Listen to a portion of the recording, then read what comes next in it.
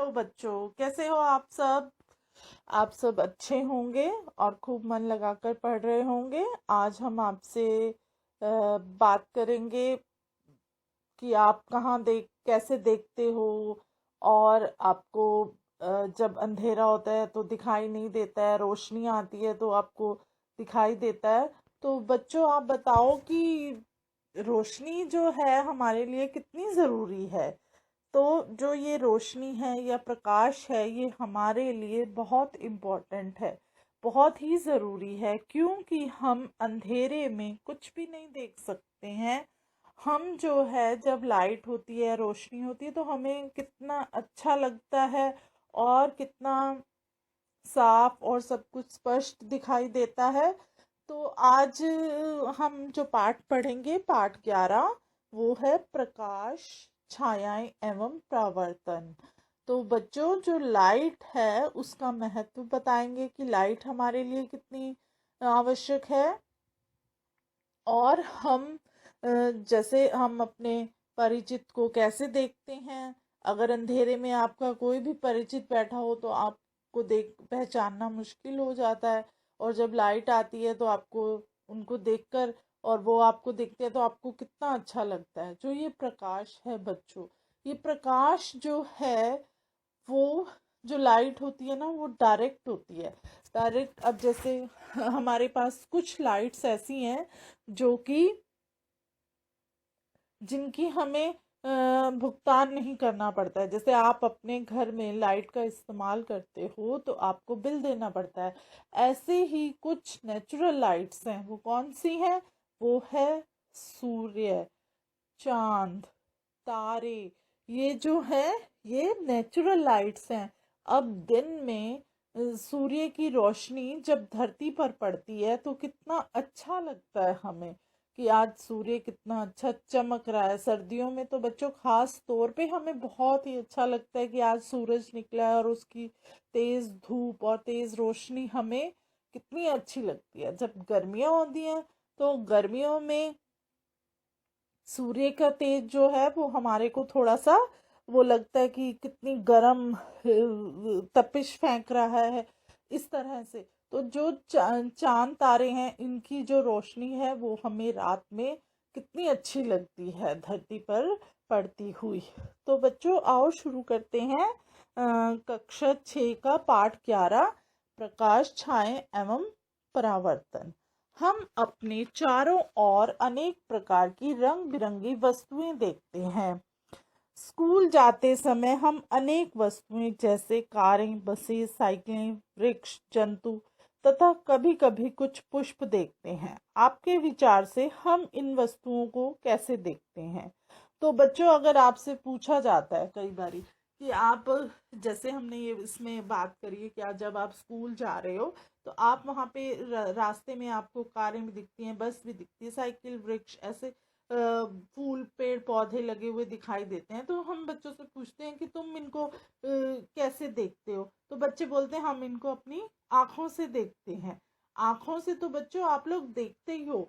अगर अंधेरा हो तो आपको ये सब चीजें, रंग बिरंगी चीजें दिखाई देंगी? बिल्कुल भी नहीं। तो आपके लिए सब एक क्या होगा? काला एकदम।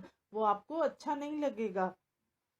तो इसीलिए आगे बढ़ते हैं हम।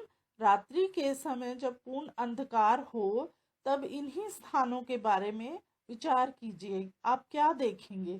मान लीजिए आप रात्रि के समय पूर्णतः अंधेरे कमरे में जाते हैं। क्या आप कमरे में रखी हुई किसी भी वस्तु को देख पाते हैं?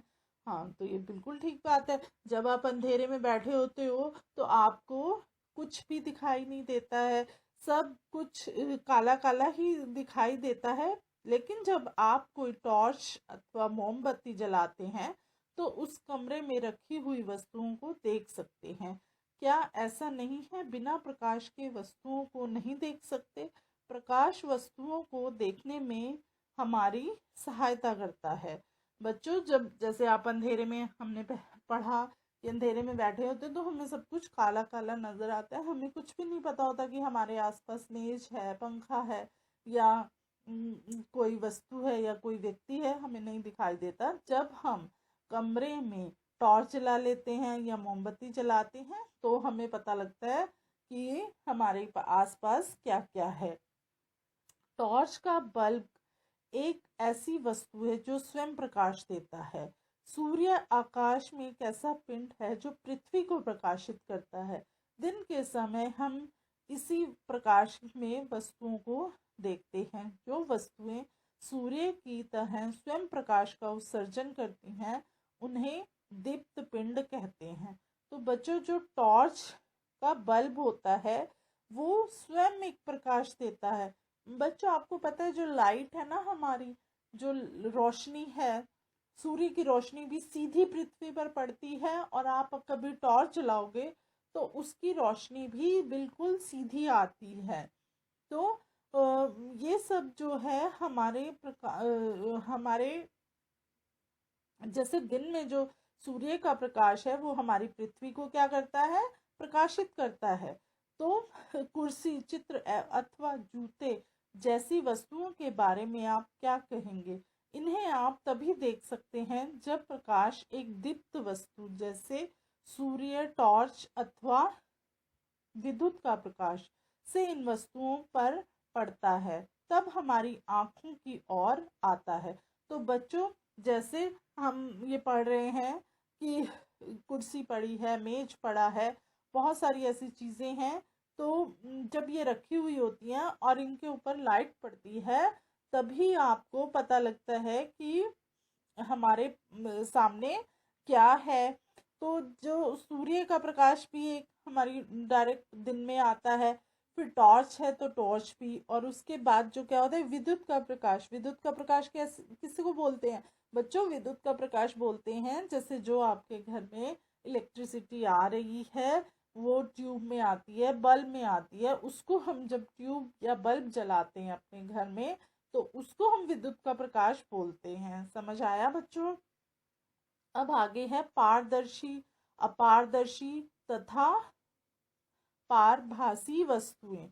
तो बच्चों, पारदर्शी क्या होता है? पारदर्शी होता है जो आपको आर पार दिखाई देता है। तो हम इसके बारे में पढ़ते हैं। याद कीजिए, हमने अध्याय 4 में वस्तुओं को पारदर्शी, अपारदर्शी तथा पराभासी समूहों में बांटा था। तो बच्चों, जो हमने पहले पार्ट 4 पढ़ा है उसमें आपको बताया कि यदि हम किसी वस्तु के आर पार नहीं देख सकते तो वह अपारदर्शी होती है। जैसे आप मोटा कोई भी कागज ले लो, उसमें आप देखोगे तो वो उसमें आपको जो ये चार्ट पेपर आते हैं बच्चों, उसमें आप आर पार नहीं देख सकते हो। गत्ता है, गत्ता ले लो आप, आपको उसमें आर पार नहीं दिखाई देता है। यदि आप किसी वस्तु को आर पार देख सकते हैं तो वह वस्तु प्रकाश को अपने अंदर से होकर जाने देती है। ऐसी वस्तु को पारदर्शी कहते हैं।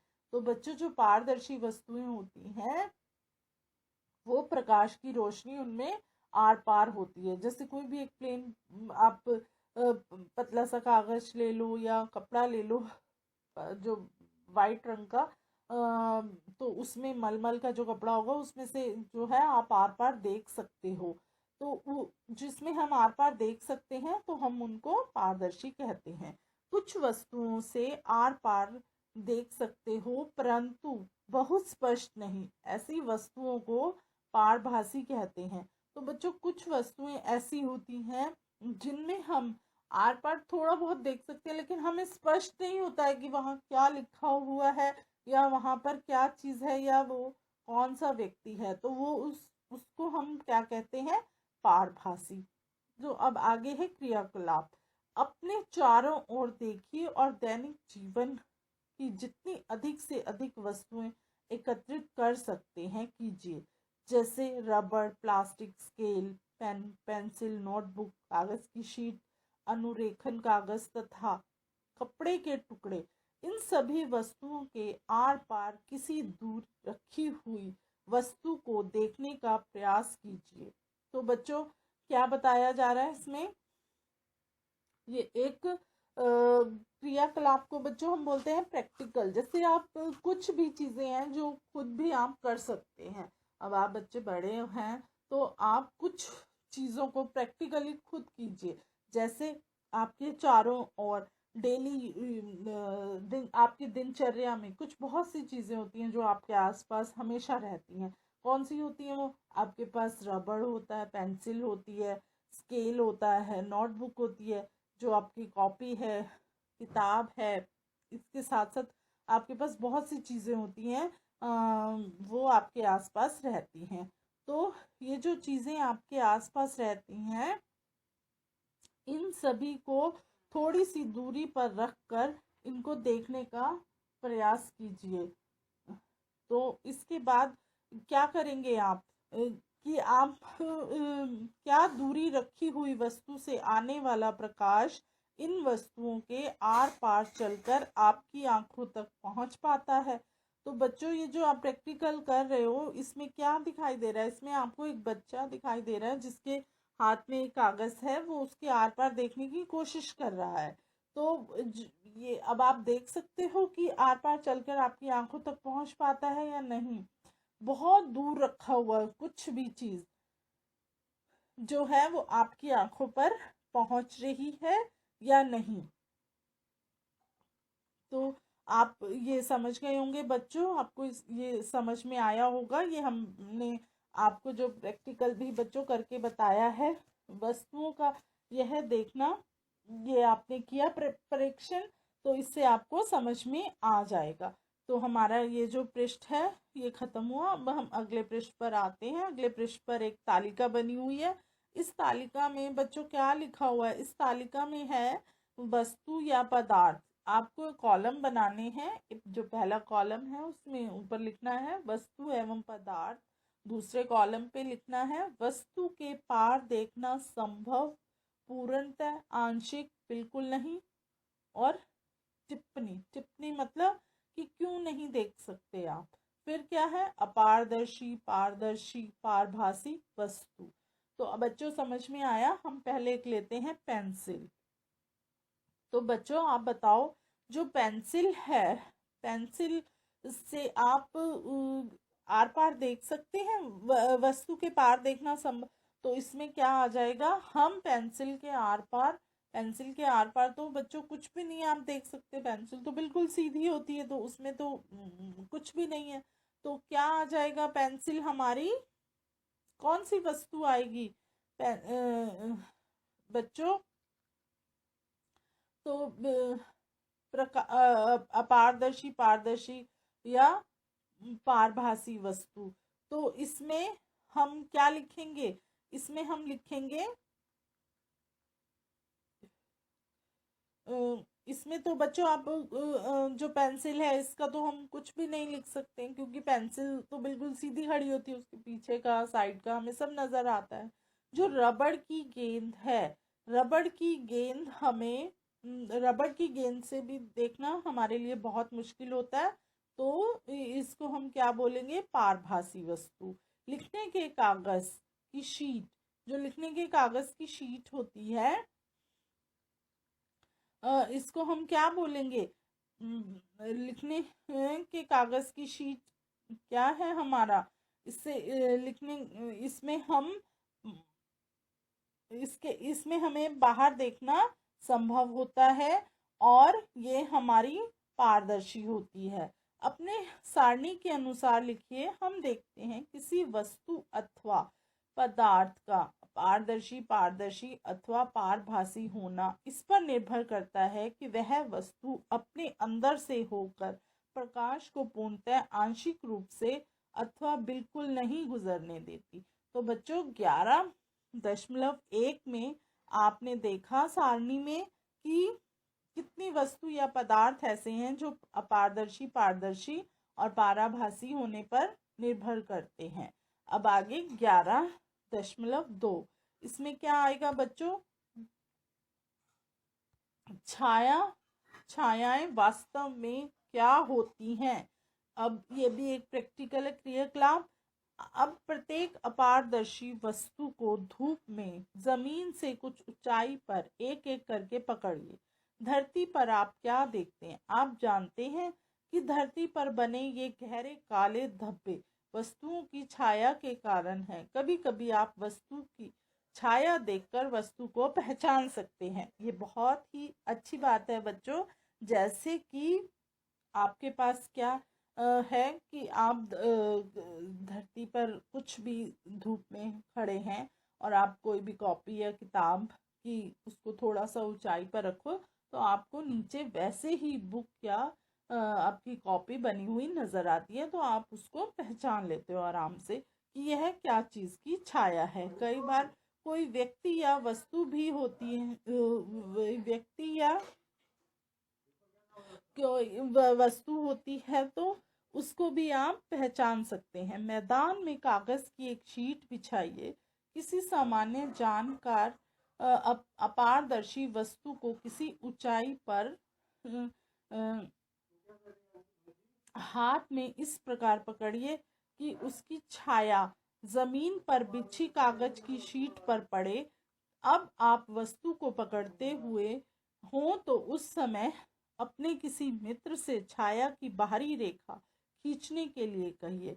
इसी प्रकार अन्य वस्तुओं की छायाओं की बाहरी रेखाएं खींचिए।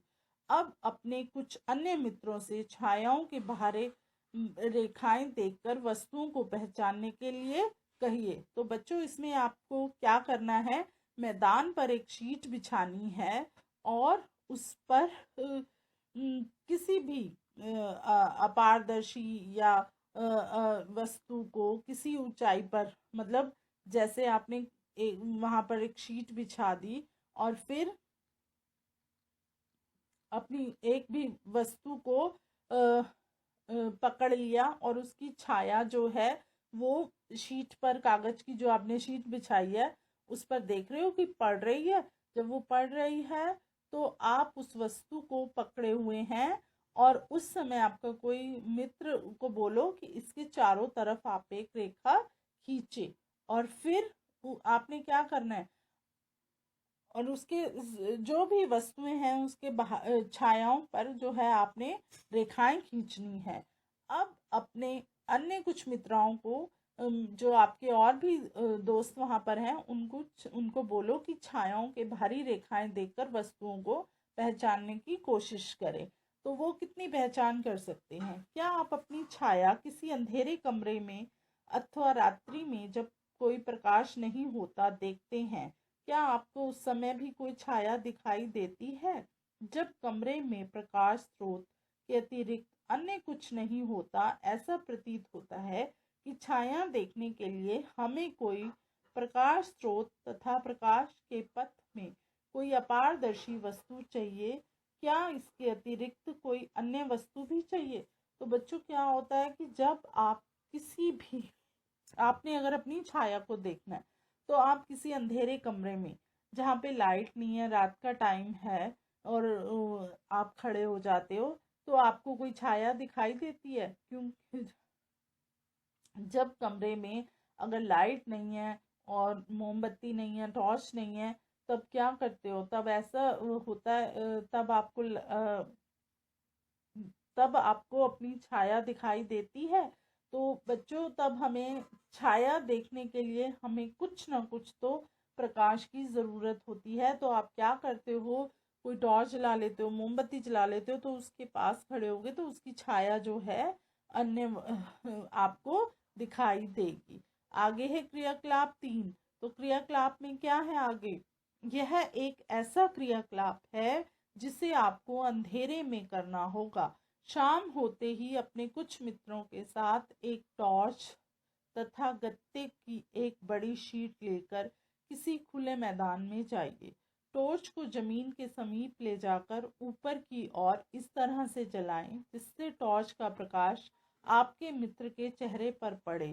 अब आपके पास प्रकाश स्रोत तथा प्रकाश के पथ के अनुदिश एक अपारदर्शी वस्तु आपका मित्र यदि इस प्रकार की छाया केवल पर्दे पर ही दिखाई दे सकती है, जमीन, कमरे की दीवार, इमारतें अथवा इस प्रकार की अन्य सतहें आपको दैनिक जीवन में दिखाई देने वाली अनेक छायाओं के लिए पर्दे की तरह कार्य करती हैं।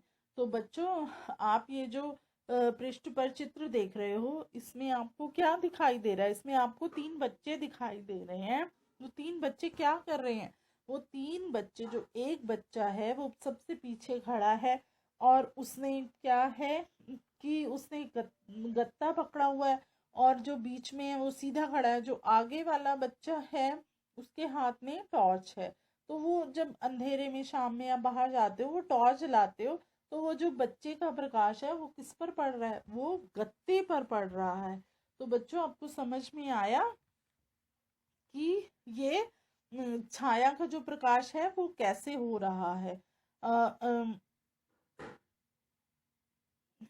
अब यदि आपके मित्र जो हैं वो पीछे पेड़, इमारत अथवा कोई अन्य वस्तु न हो, तो क्या तब भी आपको अपने मित्र के सिर की छाया दिखाई देगी? इसका अर्थ यह नहीं है कि वह छाया नहीं है। वास्तव में टॉर्च का प्रकाश आपके मित्र के सिर से आर पार नहीं होता है।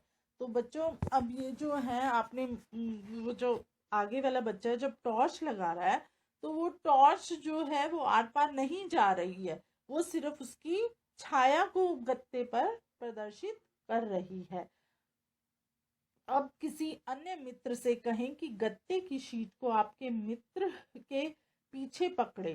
तो बच्चों, आपको ये समझ में आ गया क्रियाकलाप? ऐसे ही बच्चों आप कर सकते हो। जब अंधेरा हो, लाइट ना हो, तो आप ये जो है क्रियाकलाप आप खुद भी कर सकते हो। और बच्चों, आपको बताया जाए कि पहले समय में, अब तो आप अपने घर में टीवी है या थिएटर में जाके आप पिक्चर देखते हो, पहले जो ये पिक्चरें होती थी ये पर्दे पर ही दिखाई देती थी। कॉटन की एक वाइट कलर की चादर को लगा दिया जाता था, और नीचे जब पिक्चर चलती थी तो ऊपर साफ दिखाई देती थी। तो इसी तरह से बच्चों, ये जो क्रियाकलाप हैं बताए गए हैं, आपको समझाया गया है। क्रियाकलाप 4, स्कूल के मैदान में धूप में एक कुर्सी रखिए।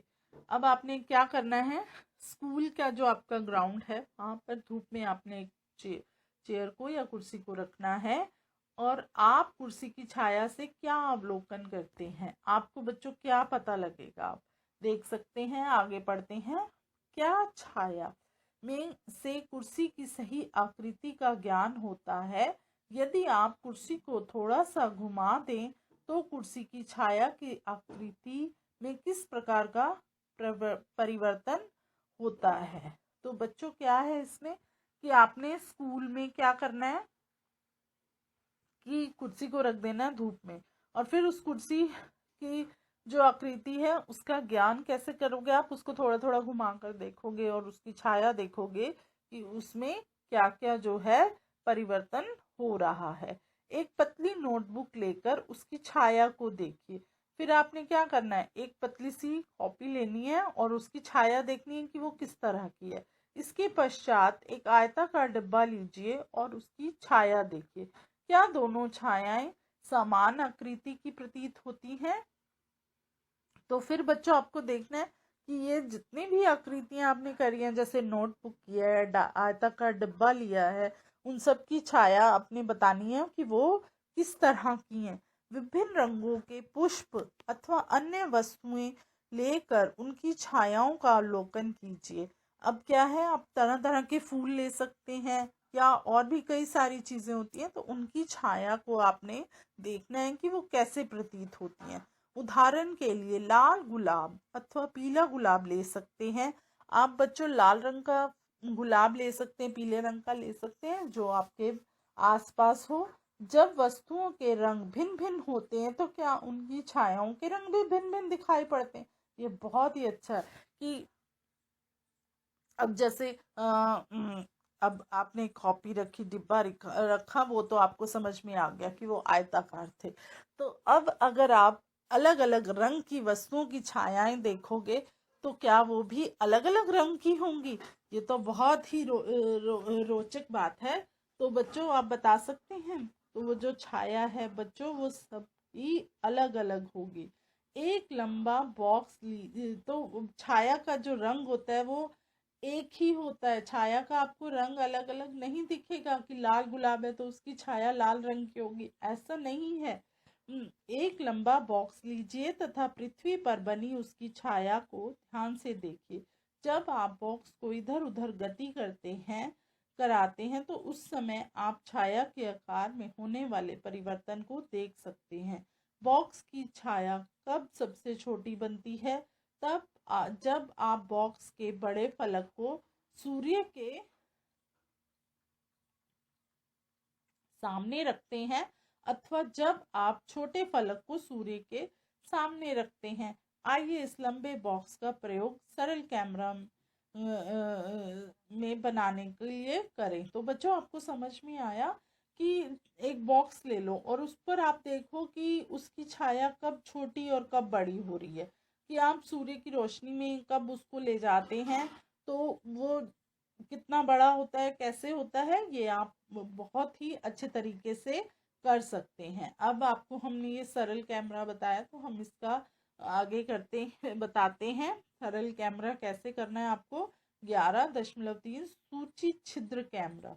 शायद आप यह सोचते हैं कि किसी कैमरे को बनाने के लिए हमें बहुत सी सामग्री चाहिए, लेकिन यदि हम केवल सरल सूची छिद्र कैमरा ही बनाना चाहते हैं तब ऐसा नहीं है। तो बच्चों, क्या है इसमें कि आपको अगर कैमरा बनाना है तो आप उसको कैसे बनाएंगे। तो बच्चों, सूची छिद्र जो कैमरा है वो बनाना जो है वो बहुत ही आसान है। तो हम आपको बताते हैं कैसे बनाते हैं। दो ऐसे बॉक्स लीजिए जिनमें से एक बॉक्स दूसरे के भीतर अपना अंतराल दूसरे के भीतर जो है वो बिना अंतराल के खिसक सके। दोनों बॉक्सों का एक छोटा छोटा फलक काट दीजिए।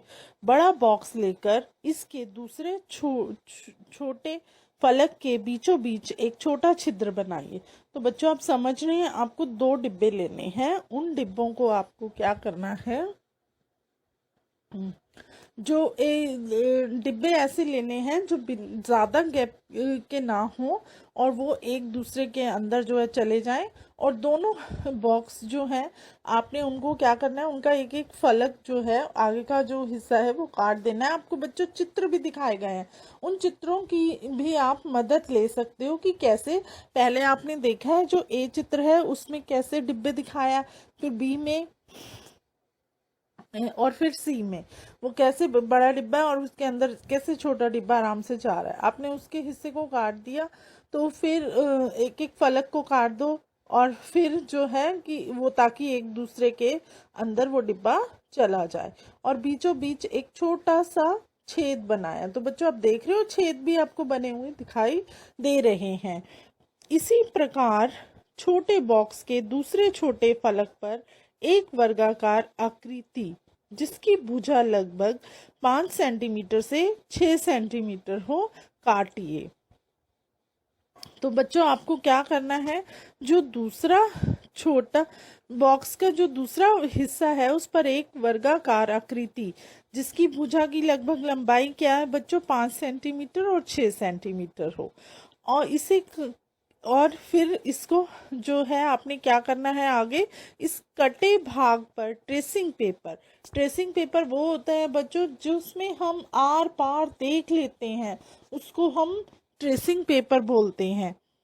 और ट्रेसिंग पेपर बच्चों वो भी होता है जिसपे आप कुछ भी चित्रकारी एक कागज पे हम करेंगे तो वो दूसरे कागज पर भी छप जाती है। पाराभासी पर्दा बोलते हैं उसको, चिपकाकर ढक दीजिए। आपको बच्चों दिख रहा है जो बी पार्ट में हमने किया हुआ है वो आप देख सकते हैं चित्र में।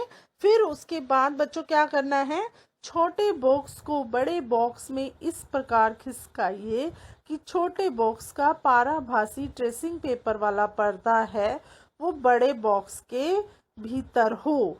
तो बच्चों अब क्या करना है, आपने वो देख रहे हो आप जो ट्रेसिंग पेपर है, और फिर उसमें बड़े डिब्बे में आपको जो नीचे एक डिब्बा रखा हुआ है उसमें जो सी चित्र है आप वो देखिए, उसमें एक छेद भी दिख रहा है, और आपको वो पाराभासी जो हमने लगाया है ट्रेसिंग पेपर वो भी दिख रहा है आपको छोटा सा लगा हुआ। तो अब आप क्या कर रहे हो, बड़े डिब्बे के अंदर आप दूसरा डिब्बा जब डाल रहे हो वो सी पार्ट में आप देखिए, तो फिर इससे आपका क्या होगा बच्चों, आपका सूची छिद्र कैमरा उपयोग के लिए तैयार है। छेद की मदद और ट्रेसिंग पेपर की मदद से आप उसके आर पार देख सकते हो, और फिर आपको क्या है दिखाई देगा। तो ये हमने एक आपको कैमरा बना के तैयार कर दिया है। सूची छिद्र कैमरा लेकर छोटे बॉक्स के खुले हुए सिरे से देखें। अब आप देख रहे हो ना, इसके अंदर से आपको बाहर देखना है। अपने सिर तथा सूची छिद्र कैमरे को आपने क्या करना है बच्चों, सूची छिद्र कैमरे को जो है आपने क्या करना है, उसको काले रंग के कपड़े से ढक लेना है। अब सूची छिद्र कैमरे से दूर की वस्तुएं जैसे पेड़ अथवा इमारतों को देखने का प्रयास करें। वो जो हमने क्या करना है, हमने इसको काले कपड़े से ढक लेना है, और आगे का हिस्सा उसको नहीं करना है, उसकी साइडों को ढक लेना है, और फिर उस छेद में से आपने देखना है। तो उस कैमरे में से आप क्या देखोगे, वस्तुएं जैसे पेड़ अथवा इमारतों को देखने का प्रयत्न करना है। सुनिश्चित कीजिए कि जिस वस्तु को आप सूची छिद्र कैमरे से देखना चाहते हैं वह सूर्य की तेज धूप में रखी हो। अब छोटे बॉक्स की सूची छिद्र बने बड़े बॉक्स में आगे पीछे तब तक खिसकाएं जब तक कि दूसरे छोर पर लगे हुए ट्रेसिंग पेपर पर तस्वीर ना मिले। तो बच्चों हमने ट्रेसिंग पेपर इसीलिए लगाया था ना कि जो भी वस्तुएं हैं उनको हमें देखने के लिए तेज धूप में भी हम उसको, और फिर हम देख सकते हैं कि वो तस्वीरें जो हैं आपस में ना मिले।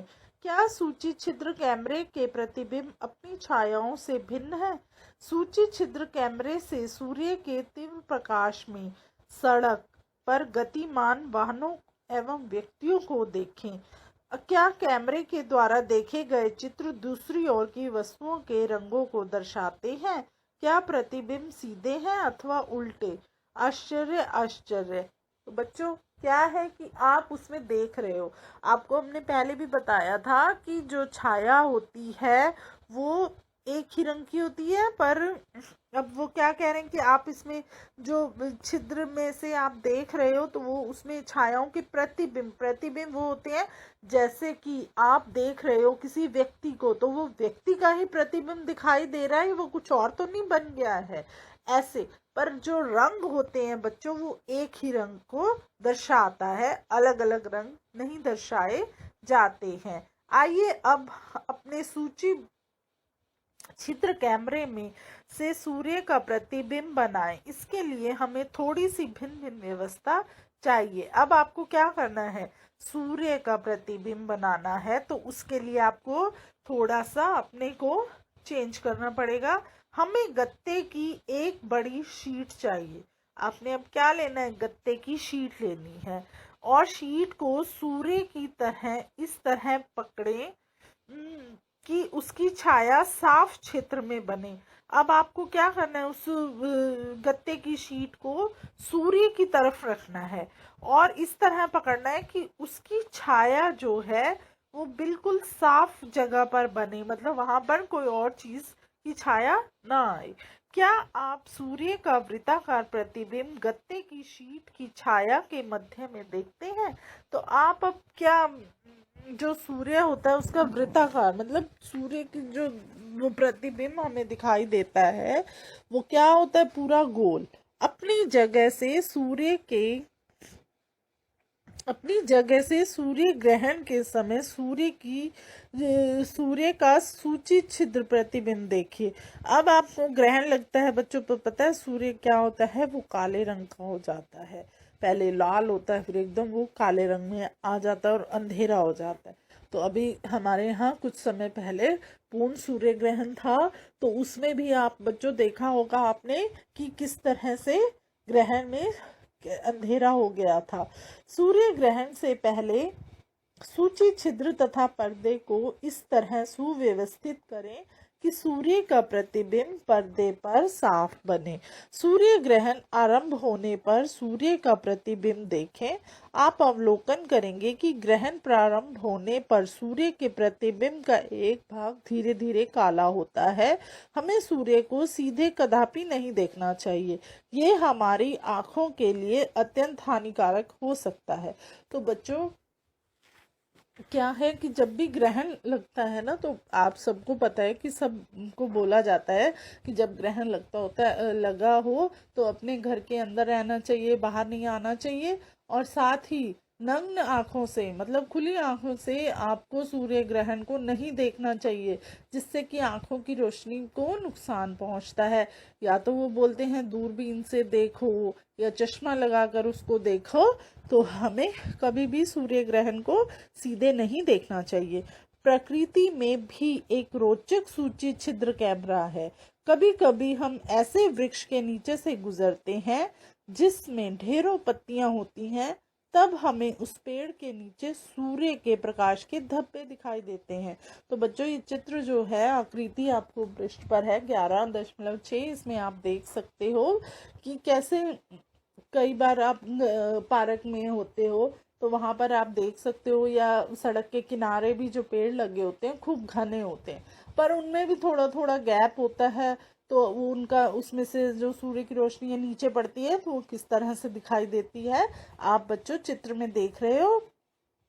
वास्तव में ये वृत्ताकार प्रतिबिंब सूर्य के सूची छिद्र प्रतिबिंब होते हैं। पत्तियों के बीच के खाली स्थान सूची छिद्र की भांति व्यवहार करते हैं। जैसे आपने कैमरे में से देखा ना बच्चों, उसी तरीके से आप को ये दृश्य नजर आ रहा है आकृति में। तो इन खाली स्थानों में सभी प्रकार की अनियमित आकृतियां होती है। अब बच्चों इसमें क्या है, तरह तरह की, कोई गोल है, कोई चपटी है, कोई ऐसे जैसे चिड़िया पंख फैला के उड़ रही होती है। तो इसमें आपको तरह तरह की आकृतियां जो है, जो प्रतिबिंब होते हैं वो दिखाई दे रहे हैं। आगामी सूर्य ग्रहण के समय सूर्य के प्रतिबिंबों को देखने का प्रयास करें, यह अत्यंत रोचक हो सकता है। तो बच्चों जब अभी एक सूर्य ग्रहण लगा था, वो कई बच्चों ने देखा होगा। अगर नहीं भी उसको आपने नोटिस किया, तो जब आगे कभी ग्रहण लगे तो आप उसको देखेंगे तो आपके लिए बहुत ही एक रोमांचित होगा वो दृश्य, बहुत आपको अच्छा लगेगा। बूझो के मस्तिष्क में एक विचार है। हमने अपने सूची छिद्र कैमरे से सड़क पर चलते लोगों के उल्टे जो है उन्होंने क्या किया है, अब आपने क्या है, आपके दिमाग में भी बहुत तरह के ख्याल आते रहते हैं बच्चों, कि आपने आकृतियों को आप खुद भी बनाते रहते हो। कई बार आप ड्राइंग बनाते हो तो आप उसमें आकृतियों की बनावट को बदल देते हो, जो सही आकृति होती तो आप देखते हो ना कि ये कैसा लग रहा है, कैसा लग रहा है। ऐसे ही सड़क पर चलते हुए जो प्रतिबिंब है उनको आपने क्या करना है, उनको उनके साथ आप कैसे छेड़छाड़ कर रहे हो वो देखो। सूर्य के प्रतिबिंब के साथ क्या होता है, क्या वे प्रतिबिंब भी हमें उल्टे दिखाई दिए थे? पहेली का कुछ अन्य विचार है। निश्चय ही ये सब परिणाम जो हम देख रहे हैं, क्या है ये जो परिणाम आप देख रहे हो वो किस तरह के होंगे? ये तभी संभव होगा जब आप प्रकाश को केवल एक सरल रेखा में गमन करें। प्रकाश को आप जैसे जैसे आप जिस जिस वस्तुओं पे आप लाइट डालते जाते हो, उस पे उस तरह से वो जो है आकृतियां बनती बदलती रहती हैं। अब है आगे क्रियाकलाप 6। आइए पाइप का एक छोटा टुकड़ा अथवा रबड़ की लंबी नली लें। कमरे में एक तरफ एक मोमबत्ती जलाकर मेज के ऊपर रखें। अब कमरे में दूसरी तरफ देखें। तो बच्चों ये आप चित्र भी देख रहे हो, ये चित्र में क्या है, बच्चे ने एक पाइप लिया हुआ है और एक आंख से उसको आगे उसने मोमबत्ती रखी हुई है जलाकर, तो वो क्या कर रहा है, इसमें से दूसरी तरफ देख रहा है। तो कमरे के कोने पे आपने क्या करना है, मोमबत्ती को जला के रख देना है, और दूसरी तरफ बच्चे आपने एक पाइप का टुकड़ा आपको मिल जाता है, तो उसमें जो पाइप में आप आर पार देख सकते हो उससे उसको दूसरे छोर पर देखना है। अब दूसरी तरफ भी आप देख रहे हो, पहले वो सीधा करके देख रहा था, अब उसने पाइप को थोड़ा टेढ़ा कर लिया। अब आगे क्या है, अब कमरे में दूसरी तरफ खड़े होकर पाइप से मोमबत्ती को देखें, देख रहे हो क्या मोमबत्ती दिखाई देती है। जब आप मोमबत्ती को देख रहे हो तब पाइप को थोड़ा सा मोड़िए। अब क्या है कि पहले तो आप सीधे देख रहे थे, अब आपने पाइप को थोड़ा सा मोड़ कर देखना है क्या मोमबत्ती दिखाई देती है। पाइप को अपने दाईं और या बाईं ओर घुमाइए। क्या अब आप मोमबत्ती को देख सकते हैं। अब इससे क्या निष्कर्ष निकलता है, तो बच्चों क्या निष्कर्ष निकलेगा, ये निष्कर्ष है कि आपने पहले पाइप को सीधा करके देख रहे थे आप मोमबत्ती को, जब आप पाइप को टेढ़ा करके देखोगे तो आपको मोमबत्ती दिखाई देगी, बिल्कुल भी नहीं। उसको आप थोड़ा सा टेढ़ा करोगे या अपने दाएं बाएं घुमाओगे तब आपको मोमबत्ती किस तरह से दिखाई देगी ये आप बच्चों देख सकते हो। तो आगे अब क्या है कि आगे बढ़ते हैं। अब हम यह दर्शाता है कि प्रकाश एक सरल रेखा में गमन करता है, क्या ऐसा नहीं है। इस कारण जब कोई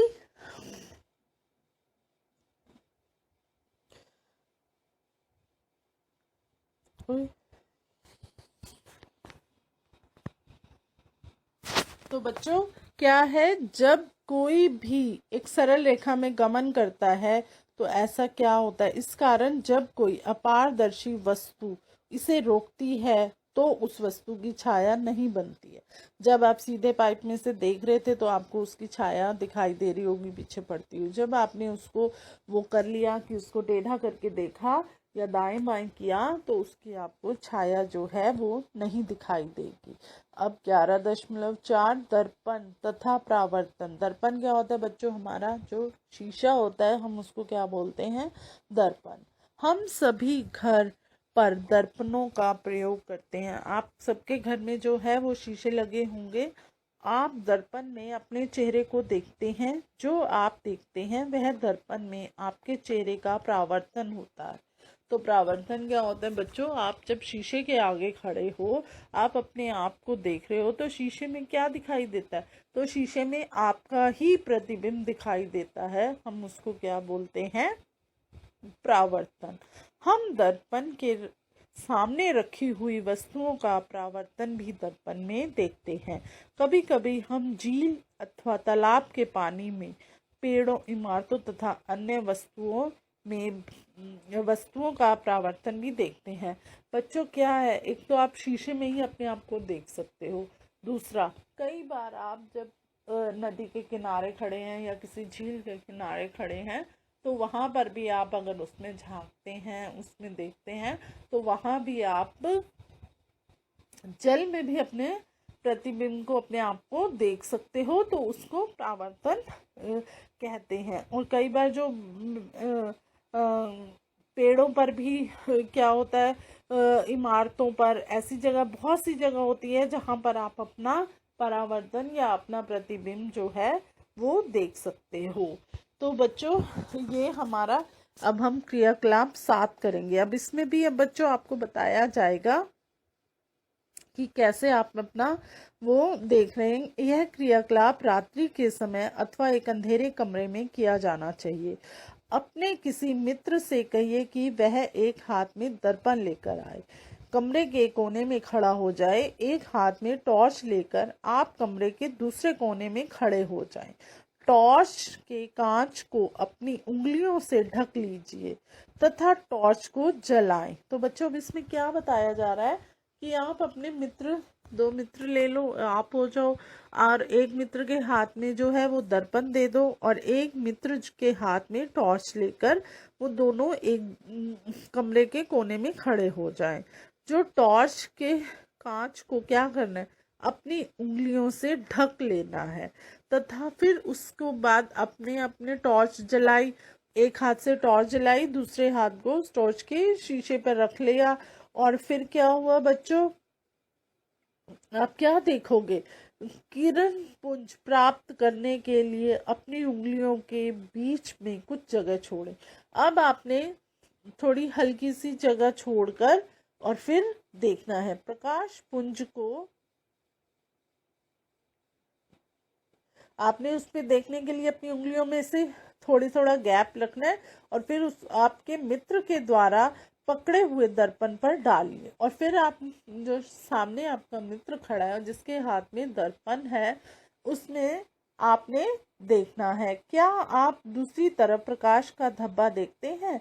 अब चित्र में भी आप बच्चों देख रहे हो कि जो वो उसका एक मित्र दूर खड़ा है, उसके हाथ में वो है, तो आपको क्या धब्बा दिखाई दे रहा है।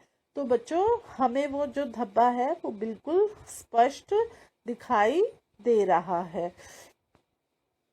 अब टॉर्च की दिशा इस प्रकार समायोजित कीजिए कि प्रकाश का धब्बा कमरे में खड़े किसी दूसरे व्यक्ति के ऊपर ना पड़े।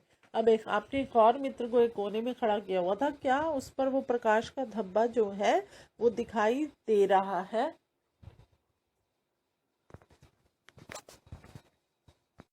जो यह क्रियाकलाप सुझाता है कि दर्पण अपने ऊपर पड़ने वाले प्रकाश की दिशा को बदल देता है। यहाँ वर्णन किया गया क्रियाकलाप यह दर्शाता है कि प्रकाश सरल रेखा के अनुदिश गमन करता हुआ दर्पण से परिवर्तित हो जाता है। तो बच्चों आपको समझ आया कि कैसे हमने यह क्रियाकलाप किया। अब क्रियाकलाप 8, अब इसमें भी आपको एक चित्र दिखाई दे रहा है, उसमें कंघा लिया हुआ है, बोर्ड लिया हुआ है, तो हम इसको करते हैं। एक बड़ी थर्मोकोल की शीट के एक किनारे पर एक कंघी तथा दूसरी किनारे पर आप चित्र भी देख रहे हो बच्चों, तो इसके दूसरे किनारे पर में दर्शाए अनुसार एक दर्पण लगाइए। तो इसमें क्या है, एक थर्मोकोल की शीट ले ली और उसके एक किनारे पर एक कंघी को रख दिया। कंघी को कैसे रखा गया बच्चों, उल्टा करके, और फिर एक दर्पण ले लिया। आप जैसे जैसे चित्र में दिखाया जा रहा है वैसे वैसे आपको करना है, और फिर बीच में जो है कागज की गहरी रंग की शीट बिछा दी गई है। इसे सूर्य के प्रकाश में रखिए। अब आपने इसको सूर्य की प्रकाश जहां से जैसे सीधी लाइट आ रही है जिस जगह पर, उस पर रखना है, अथवा कंघी के सामने टॉर्च से प्रकाश की किरणें डालिए। और फिर आपको क्या करना है, उस पर टॉर्च की मदद से प्रकाश की टॉर्च की जो लाइट है वो इस पर डालनी है। तो बच्चों आपको दिख रहा है ना चित्र में ये कैसे हो रहा है। अब क्या अवलोकन करते हो, क्या आप चित्र 11.9 में दर्शाए जैसे पैटर्न प्राप्त करते हैं। आपको सेम जैसे इसमें पिक्चर में दिखाई दे रहा है, आप अपने घर में ये सब कर रहे हैं, तो आपको क्या ये एक जैसा लग रहा है। इस क्रियाकलाप से हमें यह ज्ञात होता है कि प्रकाश किस प्रकार गमन करता है तथा यह किस प्रकार दर्पण से परावर्तित होता है। तो बच्चों इस प्रैक्टिकल में आप ये जो क्रियाकलाप है इसमें आपने देखा कि कैसे प्रकाश जो है गमन करता हुआ दर्पण से परावर्तित हो रहा है। तो बच्चों अब क्या है, प्रमुख शब्द, हमारे प्रमुख शब्द इसमें क्या क्या आए हैं। जो शब्द हैं वो ये हैं, दीप्त, दर्पण। दीप्त मतलब बच्चों दीप्त का क्या क्या मतलब आपको बताया जाए। दर्पण का मतलब तो बच्चों आपको हमने बताया भी था कि दर्पण क्या होता है। दर्पण हम शीशे को बोलते हैं। और फिर अपारदर्शी जो कि हमें जिसके आर पार हम नहीं देख सकते हैं उसको हम अपारदर्शी बोलते हैं। सूची छिद्र कैमरा, ये हमने आपको बनाया भी बताया था कि सूची छिद्र कैमरा कितना सरल और आसान है। प्रावर्तन, प्रावर्तन क्या है? जब आप दर्पण में अपनी छाया को देखते हैं, अपने आप को देखते हैं, तो उसको प्रावर्तन बोला गया है। छाया, जो जब आप सूर्य की रोशनी में खड़े हैं तो आप जैसा ही प्रतिबिंब एक पीछे बनता है उसको छाया बोलते हैं। तो बच्चों, पारदर्शी, जो हम आर पार देख सकते हैं। तो सारांश, अपारदर्शी वस्तुएं प्रकाश को अपने कमरे अपने में से होकर नहीं जाने देती हैं। अपारदर्शी क्या होता है बच्चों? जो जिसके आर पार नहीं देखा जाता है। पारदर्शी वस्तुएं प्रकाश को अपने में से होकर जाने देती हैं तथा हम इनके दूसरी ओर रखी वस्तुओं को स्पष्ट देख सकते हैं। तो बच्चों, ये जो हमारे पाठ का सार है उसमें आपको ये बताया जा रहा है कि अपारदर्शी में तो आप आर पार नहीं देख सकते हैं, पारदर्शी में आप आर पार देख सकते हैं। पारभासी वस्तुएं क्या है? पारभासी वस्तुएं प्रकाश के कुछ भाग को ही अपने में से होकर जाने देती हैं। जब प्रकाश के पथ में कोई अपारदर्शी वस्तु आ जाती है तो छाया बनती है। साधारण सामग्री से सूची छिद्र कैमरा बनाया जा सकता है। इसका उपयोग सूर्य तथा और दीप्त वस्तुओं के प्रतिबिंब को देखने के लिए किया जाता है। तो हमने आपको बताया था बच्चों कि जब प्रकाश के पथ में कोई अपारदर्शी वस्तु आ जाती है तो छाया बनती है। जब जैसे दो व्यक्ति खड़े होकर बात कर रहे होते हैं, उसके सामने अगर लाइट रुक जाती है तो क्या होता है? साइड में उसका प्रतिबिंब बन जाता है, छाया बन जाती है। प्रकाश सरल रेखा में गमन करता है। हमने जब पाठ शुरू किया था तो हमने आपको बताया था जो लाइट है वो स्ट्रेट डायरेक्शन, बिल्कुल सीधी होती है, सरल होती है। तो दर्पण प्रावर्तन से हमें स्पष्ट प्रतिबिंब प्राप्त होते हैं। जब हम शीशे के आगे खड़े होते हैं, बीच में कुछ भी नहीं होता, तो क्या है बच्चों? हमें बिल्कुल साफ प्रतिबिंब जो है वो प्राप्त होता है। तो बच्चों, अब अभ्यास है, कुछ प्रश्न दिए गए हैं, आपको उनके उत्तर देने हैं। नीचे दिए गए बॉक्स के अक्षरों को पुनर्व्यवस्थित करके एक ऐसा वाक्य बनाइए जिससे हमें अपारदर्शी वस्तुओं के बारे में जानकारी मिलने में सहायता हो सके। तो इसमें क्या लिखा हुआ है? पहले में या, छ, आ। तो बच्चों, इसका और फिर पारदर्शी है बनती वस्तुएं। तो अब इसमें क्या बताना है आपको? इसमें हमने अपारदर्शी वस्तुओं के बारे में जानकारी मिलने में सहायता मिले।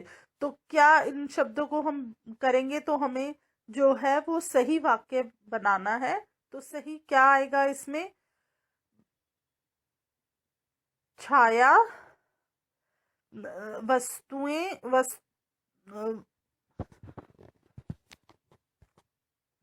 तो बच्चों, हमने इनको व्यवस्थित किया। पारदर्शी बनाती हैं, वस्तुएं बनाती हैं।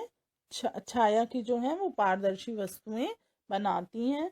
आगे क्या है बच्चों? वर्गीकृत, नीचे दी गई वस्तुओं अथवा पदार्थों को अपारदर्शी, पारदर्शी अथवा पारभासी तथा दीप्त अथवा अदीप्त में वर्गीकृत कीजिए। तो बच्चों, आपको इनको करना है, जैसे वायु, जल, चट्टान का टुकड़ा, एल्युमिनियम शीट, दर्पण, लकड़ी का तख्ता, पॉलीथीन शीट, सीधी, धुआं, समतल कांच की शीट। अब आपने क्या करना है? एक कॉलम बनाना है। कॉलम में पहले एक ऊपर आपने लिखना है हमारा कौन सा पदार्थ है, फिर वो पारदर्शी है, अपारदर्शी, वो अपारदर्शी है, फिर पारदर्शी है, फिर पाराभासी है, फिर वो दीप्त है अथवा अदीप्त है। तो जो पहले क्या आया हमारा? वायु। वायु हमारा बच्चों क्या है, पारदर्शी है, वायु आर पार होती है, उस पे आपने टिक कर देना है पारदर्शी पे। फिर वो अदीप्त है, उस पे आपने टिक कर देना है। फिर है पानी, पानी हमारा क्या है, पानी भी पारदर्शी है। जो पारदर्शी वस्तु है मैं आपको बताऊंगी, जो वो है अपारदर्शी हैं, जो साथ में क्या पाराभासी हैं, और दीप्त अदीप्त अपने उन पर टिक करते जाना है। तो जो पानी है वो पारदर्शी है और अदीप्त है। और फिर क्या है बच्चों, चट्टान का टुकड़ा, चट्टान का टुकड़ा जो है वो है अपारदर्शी और वो भी अदीप्त है। फिर एल्युमिनियम शीट, एल्युमिनियम शीट भी अपारदर्शी है और वो भी अदीप्त है। तो उसके आगे क्या है बच्चों, मिरर, मिरर जो है वो हमारा अपारदर्शी। बच्चों लकड़ी का तख्ता, जो लकड़ी का तख्ता है वो हमारा क्या है, अपारदर्शी है और वो भी अदीप्त है। फिर उसके बाद क्या है आपका, लकड़ी के तख्ते के बाद दर्पण, दर्पण हमारा क्या है बच्चों, दर्पण हमारा वो पारभासी होता है, उसमें हम आर पार लकड़ी नहीं, हम जो हमारा ये दर्पण है ये भी हमारा क्या आएगा, अपारदर्शी, हम दर्पण के आर पार तो नहीं देख सकते ना, और ये भी अदीप्त है। इसके बाद है लकड़ी का तख्ता, लकड़ी का तख्ता भी बच्चों अपारदर्शी है और अदीप्त है। और उसके बाद बच्चों क्या आया है, पॉलीथीन शीट, पॉलीथीन शीट जो है हमारी पारभासी होती है और पॉलीथीन शीट बच्चों हमारी पारभासी है और अदीप्त है। सीडी, जो सीडी है वो हमारी अपारदर्शी है और हम वो अदीप्त है। धुआं, धुआं हमारा बच्चों क्या है, पारभासी होता है और ये भी अदीप्त है। ऐसे आपको ये तालिका में दीप्त अदीप्त और साथ में आपको पारभासी और ये सब आपको बताना है। क्या आप ऐसी आकृति बनाने के बारे में सोच सकते हैं? तो अभी इसमें हमारे बहुत से प्रकरण रह गए हैं, जैसे पेपर की, जैसे उसके बाद हमने धुआं आपको बताया, धुएं के बाद इसमें क्या आया, कांच की शीट, कांच की शीट भी हमारी क्या है, पारदर्शी है और कांच की शीट हमारी पारदर्शी है और अदीप्त है। तो इसमें ज्यादातर बच्चों क्या है, अदीप्त है। फिर उसके बाद बच्चों क्या आया है, गैस का बर्नर, जो गैस का आपको इसमें गैस बर्नर की ज्वाला जो दी गई है वो है अपारदर्शी और वो दीप्त में आएगी गैस की। और अम्ब्रेला, अम्ब्रेला या छाता आपको इसमें दिया गया है तो वो भी हमारा क्या आ जाएगा, गत्ते की शीट है बच्चों, टॉर्च, सेलफोन शीट, ये सब हमारे अपारदर्शी हैं और अदीप्त हैं। तो ये हमारी जो सूची है बहुत लंबी है, इसको आप अपनी मदद से कीजिए और हमारे उसमें आप बता सकते हैं जो आपको ना समझ आए। जैसे चांद, चंद्रमा है, चंद्रमा है वो भी अपारदर्शी है और अदीप्त है। सूरज है, अपारदर्शी है और दीप्त है। ऐसे ये हमारी जो है वो पूरी होती है तालिका।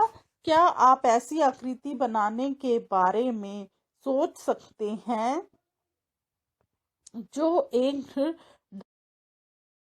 आकृति बनाने के बारे में सोच सकते हैं जो एक ढंग में रखे जाने पर वृत्ताकार छाया बनाए तथा दूसरे ढंग में रखे जाने पर आयताकार छाया बनाए।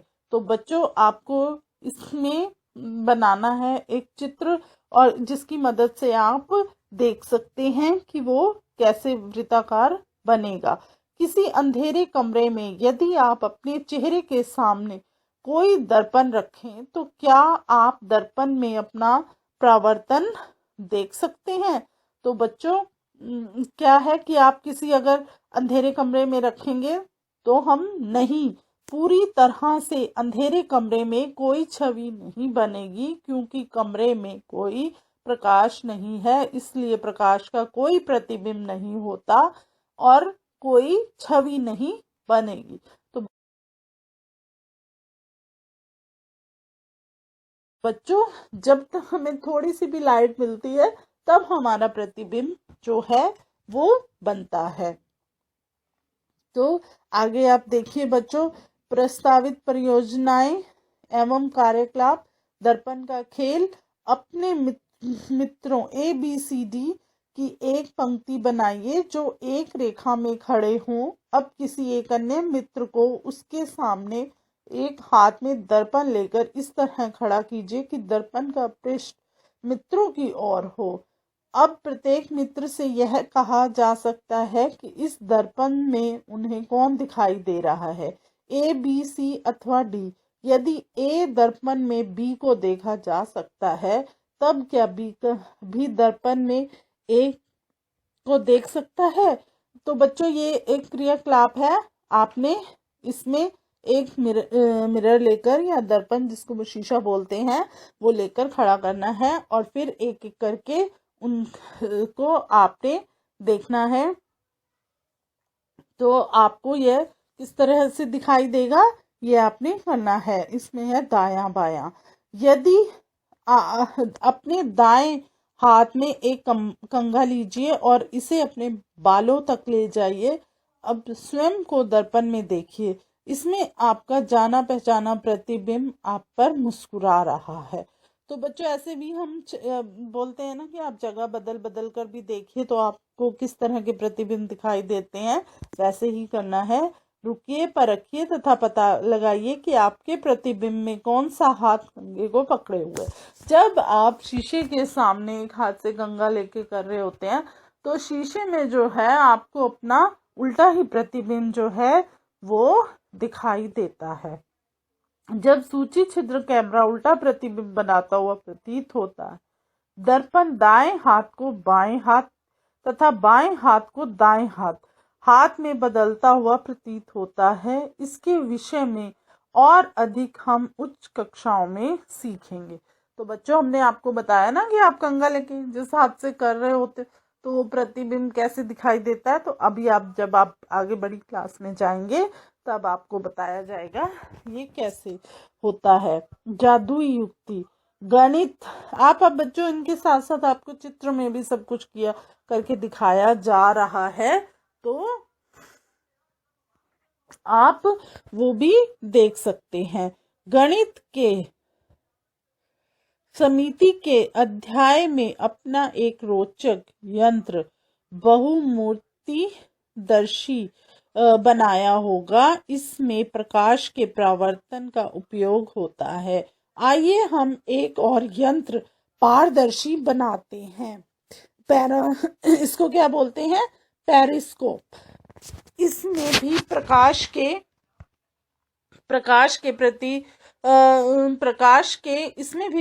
परावर्तन का उपयोग किया गया है। किसी अवरोध की दूसरी ओर भी देख सकते हैं।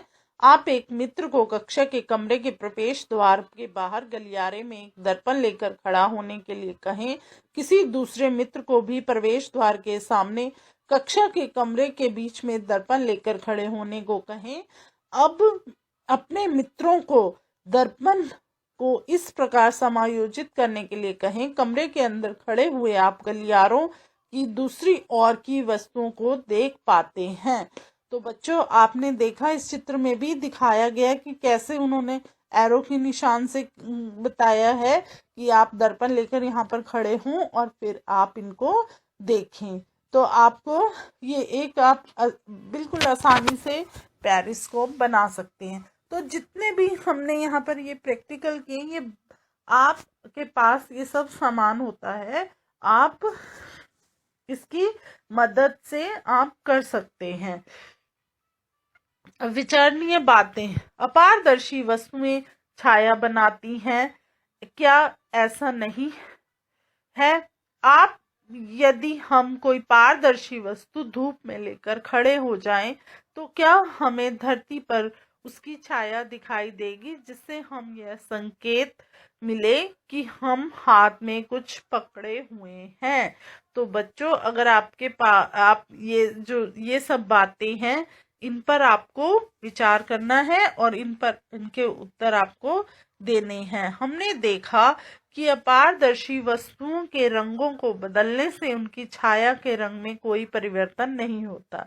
जब हम विभिन्न रंगों के प्रकाश को अपारदर्शी वस्तुओं पर डालते हैं तब क्या होता है? आप ऐसा टॉर्च के पृष्ठ को पारदर्शी रंगीन कागज से ढककर कर सकते हैं। क्या आपने कभी सूर्यास्त के समय सायकालीन छायाओं के रंग देखे हैं? तो बच्चों, ये जो बातें हैं इनको आपको करना है। अब हमने आपको बहुत से प्रैक्टिकल करके दिखाए, बताए, समझाए जो इस पार्ट में थे। अब आगे है। अब बच्चों, हम आपसे कुछ प्रश्न हैं उनके बारे में बातचीत करते हैं। जैसे, क्या चंद्रमा चमकदार है या गैर चमकदार शरीर? तो बच्चों बताओ, चंद्रमा जो है वो कैसा होता है? चंद्रमा का जो बाहरी रूप होता है वो बहुत ही चमकदार होता है। उसका जो बच्चों जो रोशनी है, हम रात के समय देखते हैं कितनी तेज रोशनी फैलाता है। तो आपको समझ आ गया एक प्रकाश किरण कैसे यात्रा करती है। अब एक छोटा सा प्रश्न है, हम आपसे इस पाठ से संबंधित कुछ प्रश्न हैं उनको आप हम हल करते हैं। जैसे बहुत से बच्चों को ये समझ में आ जाए पाठ अच्छी तरह से। एक प्रकाश किरण कैसे यात्रा कर, सूर्य हमारे यहाँ पृथ्वी से कितनी दूर है, तो जो प्रकाश की किरण है वो कैसे यात्रा करती है? प्रकाश की किरण एक सीधी रेखा, आपको मैंने जब पाठ शुरू हुआ था तब भी बताया था, जो भी लाइट है वो एक डायरेक्ट डायरेक्शन में नीचे आती है। तो प्रकाश का एक प्राकृतिक स्रोत दे। प्रकाश का प्राकृतिक स्रोत क्या है? जो नेचुरल चीजें जो हमें प्रकृति देती है। प्रकृति से हमें कौन सी चीजें मिलती हैं? प्रकृति हमारे को बहुत सी चीजें देती है। जो लाइट है वो हमें कैसे देती है? क्या लाइट के जो प्रकाश के प्राकृतिक स्रोत हमने आपको बताए थे वो कौन कौन से हैं? सूर्य है, चंद्रमा है। तो आपको समझ आ गया। छाया क्या है? छाया बच्चों आपको बतानी है छाया क्या होती है। छाया जो है वो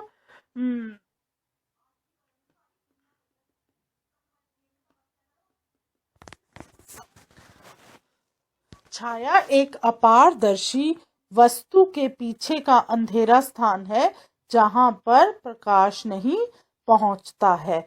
तो बच्चों, ये आपको समझ में आ गया छाया क्या है। छाया एक अपारदर्शी वस्तु के पीछे का स्थान है जहां पर प्रकाश नहीं पहुंचता है। एक चमकदार और एक गैर चमकदार शरीर के बीच का अंतर। अब आपके लिए ये बहुत ही अच्छा प्रश्न है, आप इसको बता सकते हैं। प्रकाश को उत्सर्जित करने वाले पिंडों को चमकदार पिंड कहा जाता है, जैसे सूरज है, तारे हैं, जलती हुई मोमबत्ती है। और जो शरीर प्रकाश का उत्सर्जन नहीं करते हैं उन्हें गैर चमकदारी शरीर कहा जाता है, जैसे चंद्रमा हो गया, पृथ्वी हो गई, ब्लैक बोर्ड हो गया। तो चंद्रमा को चमकदार क्यों नहीं माना गया? चंद्रमा को बच्चों क्यों नहीं माना गया?